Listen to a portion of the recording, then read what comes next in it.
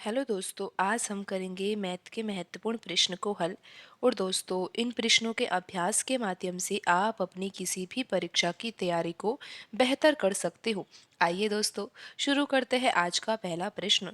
दोस्तों, यहाँ पर प्रश्न में दिया हुआ है कि ए तथा बी मिलकर एक काम को 10 दिन में कर सकते हैं तथा बी उसे 30 दिन में कर सकता है। यदि वह बारी बारी से काम करते हैं, ए काम शुरू करता है तो काम कितने दिनों में पूरा होगा। तो दोस्तों, यहाँ पर प्रश्न में दिया हुआ है कि दो व्यक्ति है, कौन कौन से, ए और बी।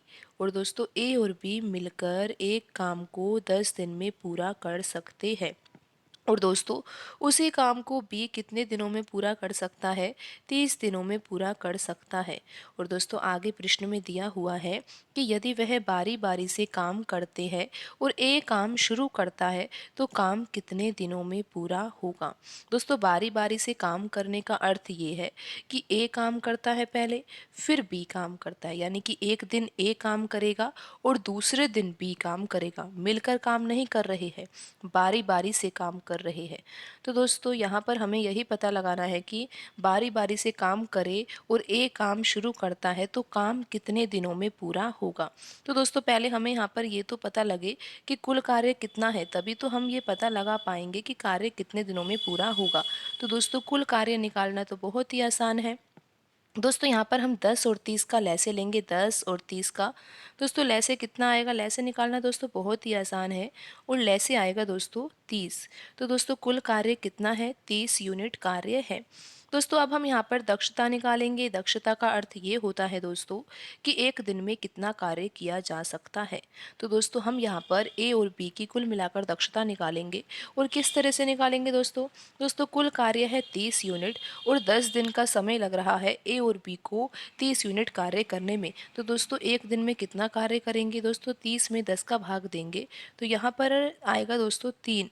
तो दोस्तों, ए और बी की कुल मिलाकर दक्षता कितनी है? 3 यूनिट। एक दिन में ए और बी मिलकर 3 यूनिट कार्य कर सकते हैं। दोस्तों, अब हम यहाँ पर बी की दक्षता भी आसानी से निकाल सकते हैं, क्योंकि दोस्तों यहाँ पर कुल कार्य है 30 यूनिट और बी को 30 यूनिट कार्य करने में 30 दिन का समय लग रहा है।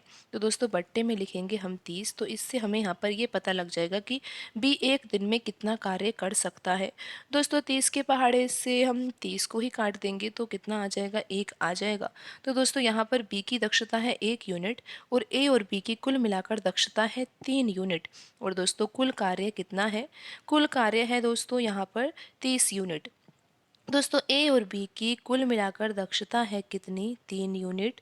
और दोस्तों, बी की दक्षता है 1 यूनिट और कुल कार्य कितना है दोस्तों? कुल कार्य है 30 यूनिट। तो दोस्तों, यहाँ पर अब प्रश्न में दिया हुआ है कि वह बारी बारी से काम करते हैं, ए काम शुरू करता है तो काम कितने दिनों में पूरा होगा। तो दोस्तों, यहाँ पर सबसे पहले तो हम ए की दक्षता निकालेंगे, क्योंकि यहाँ पर बी की दक्षता दी हुई है और ए और बी की कुल मिलाकर दक्षता 3 यूनिट दी हुई है। तो दोस्तों, ए की दक्षता कितनी हो जाएगी? ए की दक्षता हो जाएगी दोस्तों 2 यूनिट। कैसे दोस्तों? 3 में से 1 घटा देंगे तो दोस्तों 2 ही तो आएगा। तो ए की दक्षता हो गई दोस्तों यहाँ पर 2 यूनिट। तो दोस्तों, अब बारी बारी से काम करते हैं, इसका अर्थ ये है कि ए जो है पहले दिन काम करेगा तो दूसरे दिन कौन काम करेगा? बी काम करेगा। दोस्तों, ए ने पहले दिन काम किया, क्योंकि ए ही तो काम शुरू करता है। ए ने पहले दिन काम किया, दूसरे दिन किसने काम किया? बी ने किया। फिर उससे अगले दिन किसने काम किया? ए ने किया। और फिर उससे अगले दिन किसने किया? बी ने किया। दोस्तों, इस तरह से ये काम करेंगे और हमें ये पता लगाना है कि 30 यूनिट कार्य कितने समय में पूरा हो जाएगा। तो दोस्तों, सबसे पहले काम का शुरुआत किसने किया? ए ने किया। तो ए ने कार्य को कर दिया 2 यूनिट। उसके अगले दिन बी आया और बी ने किया 1 यूनिट कार्य। तो दोस्तों, 2 दिन में कुल मिलाकर कितना कार्य हुआ है? 3 यूनिट कार्य हुआ है। दोस्तों, 2 दिन में कितना कार्य किया जा रहा है? 3 यूनिट कार्य किया जा रहा है। उसके बाद दोस्तों ए आएगा और ए कितना करेगा? 2 यूनिट कार्य। और उससे अगले दिन फिर बी आएगा और बी करेगा 1 यूनिट कार्य। तो दोस्तों, फिर ये 2 दिन में मिलकर कितना कार्य कर लेंगे? 3 यूनिट कार्य। तो दोस्तों कुल मिलाकर 4 दिनों में कितना कार्य होगा? 6 यूनिट कार्य होगा।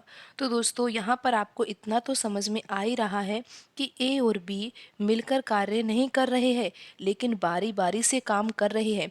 पहले दिन ए काम करता है, जो कि कितना करता है? 2 यूनिट, और फिर उससे अगले दिन बी काम करता है और कितना काम करता है? 1 यूनिट। 2 दिन में कितना कार्य किया जा रहा है? 3 यूनिट कार्य किया जा रहा है। और दोस्तों कुल कार्य कितना है? कुल कार्य तो दोस्तों हमने अभी निकाला ही था लैसे के द्वारा। कितना आया था दोस्तों? 30 यूनिट कुल कार्य है। तो दोस्तों 2 दिन में कितना कार्य किया जा रहा है ए और बी के द्वारा? अगर बारी बारी से काम करते हैं तो दोस्तों 3 यूनिट कार्य हो रहा है 2 दिन में। तो दोस्तों हमें यहाँ पर ये पता लगाना है कि 30 यूनिट कार्य को पूरा करने में कितना समय लगेगा। तो दोस्तों यहाँ पर हम 3 से 30 बनाने के लिए कितने का गुणा करेंगे? 10 का गुणा करेंगे। तो दोस्तों यहाँ पर भी हम किसका गुणा करेंगे? 10 का ही गुणा करेंगे। तो यहाँ पर कितने दिन हो जाएगा दोस्तों? 20 दिन। बिल्कुल दोस्तों, 2 दिन में 3 यूनिट कार्य किया जा रहा है, तो 30 यूनिट कार्य को पूरा करने में कितना समय लगेगा? 20 दिन का समय लगेगा। दोस्तों 2 दिन में कितना कार्य हो रहा है? 3 यूनिट का कार्य हो रहा है। तो दोस्तों फिर यहाँ पर अगले 2 दिन में कितना होगा? 3 यूनिट ही कार्य होगा। तो दोस्तों 30 यूनिट कुल कार्य है, तो 3 यूनिट में अगर 10 का गुणा किया जाता है तो 30 यूनिट आता है। तो यहाँ पर भी दोस्तों 10 का ही गुणा करेंगे, तो यहाँ पर समय कितना आ जाएगा? 20 दिन का समय आएगा। तो दोस्तों अगर ए काम शुरू करता है और बारी बारी से काम करते हैं, तो काम कितने दिन में पूरा होगा? 20 दिन में काम पूरा होगा। तो दोस्तों यहाँ पर आंसर होगा 20 दिन। तो दोस्तों इस तरह से आप इन सवालों को आसानी से हल कर सकते हो। दोस्तों आज की वीडियो में इतना ही। मिलते हैं अगली वीडियो में। धन्यवाद दोस्तों।